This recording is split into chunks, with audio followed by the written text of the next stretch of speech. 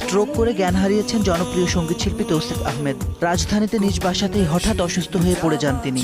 এতে মাথায় গুরুতর আঘাত পান গায়ক। প্রচুর রক্তক্ষরণের কারণে মাথায় দিতে হয়েছে ২৭টি সেলাই। পরবর্তীতে চিকিৎসকরা পরীক্ষা নিরীক্ষা করে জানান তিনি স্ট্রোক করেছেন। চিকিৎসা শেষে গত বৃহস্পতিবার বাসায় ফিরেছেন তৌসিফ। দীর্ঘদিন ধরেই শারীরিক অসুস্থতার সঙ্গে লড়াই করছেন তৌসিফ, যে কারণে নিয়মিত গান করাও সম্ভব হচ্ছে না তার। শোবিজ থেকে দূরে থাকায় ভালো নেই তিনি।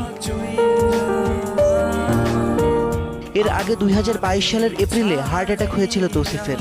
সে সময় ধানমন্ডির একটি হাসপাতালে ৬ ঘন্টা পর্যবেক্ষণে রাখা হয়েছিল তাকে।